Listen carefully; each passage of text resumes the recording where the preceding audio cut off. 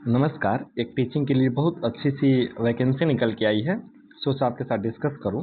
तो उसी क्रम में हम इस वीडियो को देखेंगे। तो शुरू करते हैं एक एक इन्फॉर्मेशन जो आप देख सकते हैं। ये यूपीएससी के द्वारा और नोटिफिकेशन जारी किया गया है, यूनियन पब्लिक सर्विस कमीशन। ठीक है, आप देख सकते हैं। For requirement by selection of the following post by using the commission website. Vacancy details में देख सकते हैं। वैकेंसी नंबर इतना है 124 vacancies for the post of principal in education department government of NCT of Delhi. फिर नीचे देखेंगे तो पोस्ट कौन सा है और कितनी कितनी उसकी सीटें हैं। तो ये जो पोस्ट था वो आपका प्रिंसिपल के लिए था, एजुकेशन डिपार्टमेंट में। और उसके लिए आप सीट देख सकते हैं। ऑन रिजर्व में 69 है, ईडब्ल्यूएस में 11 है, ओबीसी में 18 है, एससी में 16 है, एसटी में 10 है। टोटल 124 है। 124 सीट में जो 72 सीटें हैं वो पुरुष के लिए हैं, जबकि 52 सीटें जो हैं वो फीमेल के लिए रिजर्व हैं। और कैटेगरी वाइज भी आप देख सकते हैं। उसके बाद से नीचे देखेंगे अन्य जोड़ी जो कुछ सीटें जो है ना वो पीडब्ल्यूडी कैंडिडेट्स के लिए भी रिजर्व हैं। उसमें आप देख सकते हैं टोटल आप देख सकते हैं 1, उसके बाद से यहाँ भी 2, फिर 1। ठीक है, लगभग 7 के आसपास सीटें जो हैं वो पीडब्ल्यूडी कैंडिडेट्स के लिए रिजर्व हैं। अब हम एक एक करके उनकी योग्यता और एग्ज़ाम प्रोसेस इत्यादि सभी के बारे में हम लोग जानेंगे। उससे पहले जो प्रिंसिपल के लिए होने वाला है उसका लेवल 12 है। लेवल 12 का मतलब जो बेसिक होगा वो आपका 76,000 के आसपास है। ठीक है, 76,000 आपका बेसिक होना है। प्लस में लगभग अगर अभी देख लेंगे 60% डीए है। अब तो इस बार 63% होने वाला है जुलाई से, तो 63% डीए के हिसाब से जोड़ेंगे आप। तो ये सैलरी जैसे अगर मान लीजिए मान के चलिए कि अगर मैं इसको 76 के हाफ करता हूँ तो हाफ आपको मान के चलिए 0 अगर इसको 3 करते हैं, ठीक है, और इसको भी 3 करते हैं तो लगभग कितना हुआ 36, 72, 37, 74, 38 कर लेते हैं। 38,000 इसको जोड़ लेते हैं। हालांकि 38 तो 85 हुआ ना, 63 चाहिए, तो ये लगभग 42-45 के आसपास जाएगा। अगर 45 इसको करके जोड़ लेते हैं तो आप जोड़ सकते हैं 6, 5, 11, 7, 6, 12, 1,21,000 के आसपास आपका बेसिक सैलरी। इससे अधिक ही होने वाला है, कम होने वाला नहीं है। अब इसके बाद से देख लेंगे इसके लिए एज क्या होना चाहिए। तो जो एज होना चाहिए ना वो 50 साल होना चाहिए यूआर कैंडिडेट्स और ईडब्ल्यूएस कैंडिडेट के लिए। 3 साल छूट मिलता है ओबीसी को, तो 53 होना चाहिए। जबकि एससी एसटी को 5 साल छूट मिलता है, तो उनका एज क्या होना चाहिए 55 मैक्सिमम होगा, फिर भी चलेगा। उसके साथ एक और दिक्कत है इसमें। दिक्कत यह है कि जो भी कैंडिडेट्स होना चाहिए ना उनका जो होना चाहिए ना एक्सपीरियंस होना चाहिए। इसमें एक्सपीरियंस मांग रहा है। अब यहाँ एक चीज़ और देखेंगे, जो पीडब्ल्यूडी कैंडिडेट्स होंगे ना उनको 10 साल का रिलैक्सेशन दिया गया है। उसके बाद से देखेंगे, पहले एजुकेशनल क्वालिफिकेशन देख लेते हैं, क्योंकि अगर ये बीएड से और टीचिंग से रिलेटेड नहीं होता तो मैं ये वीडियो नहीं बनाता। इसमें क्या है कि आपका मास्टर डिग्री होना चाहिए किसी अच्छी यूनिवर्सिटी से, या जो भी यूनिवर्सिटी से आपने मास्टर डिग्री किया है। उसके बाद आपका बीएड होना चाहिए। उसके बाद आपका एक्सपीरियंस होना चाहिए, अभी कितने साल का 10 साल का एक्सपीरियंस होना चाहिए teaching as a vice principal, as a post graduate teacher in a recognised high school, high secondary school, senior secondary school, intermediate college. और कोई जरूरी नहीं है कि गवर्नमेंट, यदि आप प्राइवेट एफिलिएटेड अच्छे हाई स्कूल में, अच्छे कॉलेज में या अच्छे हाई सेकेंडरी स्कूल में टीचर हैं, देन आप इस फॉर्म को भर सकते हैं। ठीक है, कोई जरूर नहीं है गवर्नमेंट, यदि प्राइवेट में भी आप अच्छे खासे टीचर के पोस्ट पे हैं, स्कूल जो है वो रिकॉग्नाइज्ड है गवर्नमेंट के द्वारा, देन आप इस फॉर्म को भर सकते हैं। उसके बाद से आगे देखेंगे और कुछ जो है डिजायरेबल क्वालिफिकेशंस जो हैं उसमें ये सब उतना इंपॉर्टेंट आपके लिए नहीं है, बस इंपॉर्टेंट वही था। आपका ड्यूटी क्या होने वाला है उसके बारे में जरा एक बार यहाँ देख लेते हैं। ड्यूटी क्या है कि the head of school is responsible for administrative, academic and financial jobs in his school. The head of a school has multi-purpose role as planner, organizer and coordinator of all the school activities. Other details जो है वो आप non ministerial से देख सकते हैं। फिर देखेंगे आपका जो प्रोबेशन पीरियड होगा ना वो 1 साल का होगा। हालांकि सभी गवर्नमेंट जो सर्विसेज होती हैं उसमें 2 साल की होती है, बट यहाँ पे आपका 1 साल का है। चलिए, उससे कोई फ़र्क नहीं पड़ता, उससे आपको क्या करना है। फिर आखिर देखेंगे एक और पोस्ट है, इसमें 2 पोस्ट का था। वो जो था प्रिंसिपल का था। अब सिंपल वाला का देखेंगे, वाइस प्रिंसिपल का देखेंगे। तो इसमें भी देख सकते हैं 2 नंबर यहाँ से कह रहा है कि वैकेंसी नंबर इतना है 704 vacancies for the post of vice principal in the educational department. और ये कितना है टोटल 704 पदों पे है, जिसमें कि 364 पद जो हैं वो पुरुषों के लिए हैं और फीमेल के लिए 340 पद हैं। देखिए महिलाओं के लिए बहुत अच्छा अपॉर्चुनिटी कहा जाएगा, जो महिलाएं इच्छुक है इस फॉर्म को भर सकती हैं। दूसरा चीज़ है कि अगर कोई लड़की किसी अच्छे स्कूल में हाई स्कूल में पढ़ा रही हैं तो वहाँ से वो अपना एक्सपीरियंस सर्टिफिकेट लेकर के अगर उसने पोस्ट ग्रेजुएशन किया है, बीएड किया है, देन इस फॉर्म को भर सकती हैं। मैं आगे चल के इसके सिलेबस को भी बताऊंगा, क्या क्या सिलेबस है और एग्ज़ाम कैसे होने हैं, एग्ज़ाम सेंटर कहाँ रहेगा, इत्यादि सभी चीज़ों के बारे में एक एक करके जानकारी मिलेगी। मुझे तो फॉर्म बहुत अच्छा लगा। बाकी आप भरें, फॉर्म भरने का जो चार्ज वो भी 100 रुपीज़ है, तो ये अच्छा है आपके लिए, एक अपॉर्चुनिटी है। आप कैटेगरी वाइज देख सकते हैं सीटों की संख्या, ऑन रिजर्व के लिए 287 है, ईडब्ल्यूएस के लिए 71 है, ओबीसी के लिए 189 है, एससी के लिए 103 है और एसटी के लिए 54 सीटें हैं। फिर नीचे देखेंगे out of 704 vacancies 28 vacancies are reserve for candidates belonging to category of persons with benchmark disabilities. Out of 28 vacancies which are reserved for PWD candidates, 27 vacancies are fresh vacancies and 1 vacancy is backlog vacancy। तो खैर इससे आपको कोई मतलब नहीं होना चाहिए। Category wise PWD candidates के लिए देख सकते हैं क्या क्या रिजर्व है, तो इसका भी कोई मतलब नहीं बनता है।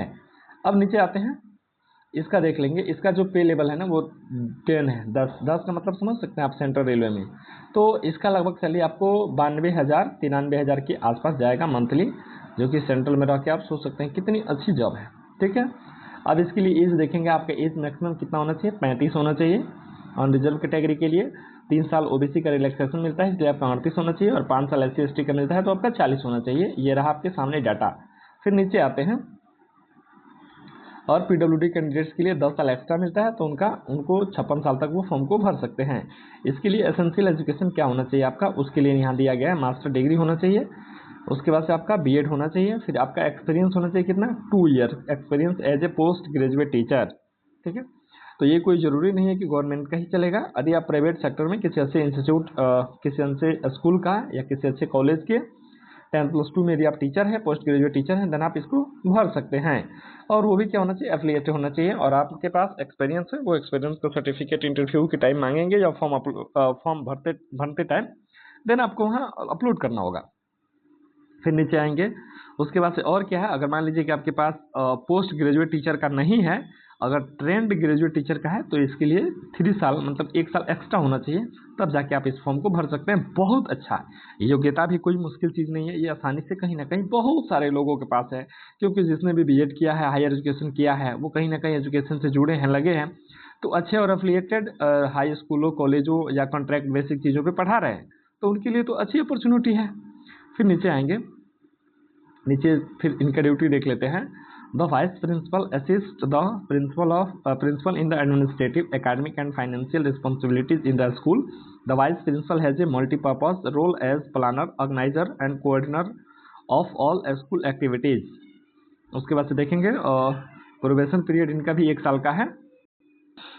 फिर नीचे और देख लेते हैं और इम्पोर्टेंट जानकारी जो है, उसके बाद से नीचे आते हैं एनी अदर कंडीशंस के बारे में, अपने को उतना कुछ नहीं लेना देना है। फिर नीचे आते हैं, उसके बाद से यहाँ देखेंगे कि जो एप्लीकेशन होगा ना वो आज 25 जुलाई से ही शुरू होने वाला है, और जो इसका अंतिम डेट है ना वो 14 अगस्त तक है। ठीक है, 25 से शुरू होकर के 14 अगस्त के भीतर आपको अप्लाई कर लेना है। फिर नीचे आते हैं, और नीचे आने के बाद जो भी इम्पोर्टेंट जानकारी है वो हम लोग देखते चलेंगे। और ये जो PDF है ना वो मेरे टेलीग्राम चैनल पे मिल जाएगा, और टेलीग्राम चैनल का लिंक जो है वो हमारे इस वीडियो के डिस्क्रिप्शन में या कमेंट में मैं पिन कर दूंगा, वहाँ से आप टेलीग्राम पे जाकर के उसको ले सकते हैं। फिर नीचे आते हैं और जानेंगे कि इसका एग्जामिनेशन सेंटर जो है ना वो कहाँ पड़ने वाला है, क्योंकि ये भी एक इम्पोर्टेंट चीज़ बन जाता है कैंडिडेट्स के लिए कि भाई अगर एग्ज़ाम ज़्यादा दूर पड़ेगा तो हम नहीं जाएंगे, प्लस सिलेबस देख लेंगे। थोड़ा सा नीचे चलते हैं, जल्दी आपका समय व्यर्थ न हो, इस क्रम में देख सकते हैं। और जैसे क्या है ना, बहुत सारी महिलाएं या पुरुष जो होते हैं, अक्सर महिलाएं, पुरुष का तो नहीं लेंगे, तो यहाँ देख सकते हैं जो रीमैरिज की हैं या जो डाइवोर्स महिलाएं हैं इत्यादि, उन लोगों के लिए एफिडेविट पे वो सब लिख करके लेके जाना पड़ेगा। तो ये सब बात की बात है जब आपका सिलेक्शन हो जाएगा तब, अभी ऐसा कुछ नहीं है। यदि आप उसका जिक्र करेंगे आपके फॉर्म भरने के टाइम तो ही ये लग पाएगा, अदरवाइज कोई ज़रूरत नहीं है शुरू में ऐसा करने की।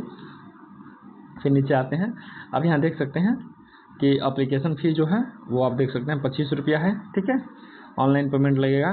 और देख सकते हैं whose accepted fee of or required to pay fee of 25 रुपया, ठीक है, आप देख सकते हैं यहाँ पे। और जो PWD कैंडिडेट्स हैं उनके लिए फ्री है, ठीक है। No fee for SC ST PW women candidates or community, ठीक है, इनके लिए कोई फ़ी नहीं है, 0 रुपया है। और जो जनरल EWS या OBC के कैंडिडेट हैं उनके लिए 25 रुपया है। तो आप आराम से अप्लाई कीजिए। फिर नीचे आते हैं, नीचे आने के बाद से और नीचे आते हैं एज रिलैक्सेशन के बारे में ऊपर हमने बात कर लिया था। PWD कैंडिडेट के लिए 10 साल का मिलने वाला था, उसका भी हम लोग बात कर चुके हैं। फिर नीचे आते हैं, नीचे उसके बाद से देखते चलते हैं। यहाँ आगे एग्जामिनेशन सेंटर आप देख लीजिए, centres for requirement test RT combined requirement test CRT। The combined requirement test CRT will be held at the following 15 centre, जिसमें कहाँ है, अहमदाबाद है, भोपाल है, चेन्नई है, दिल्ली है, दिसपुर है, गुवाहाटी है, Jaipur, Jammu, Kochi, Kolkata, Lucknow, Mumbai, Nagpur, port Blair, Ranchi and Visakhapatnam. तो ये 15 सेंटर पे आपके रिटन्स के एग्ज़ाम लिए जाएंगे, तो आप भर दीजिए इस फॉर्म को। फिर नीचे आते हैं, नीचे आने के बाद से अब जरा हम मुख्य सिलेबस को देख लेंगे, क्योंकि सिलेबस बहुत ही इंपॉर्टेंट है। सारे कैंडिडेट्स का इशू जो होगा ना वो सिलेबस को लेके ही इशू रहेगा। तो हम यहाँ सिलेबस देख लेते हैं। सिलेबस के बाद से थोड़ा सा और ऊपर आते हैं, सिलेबस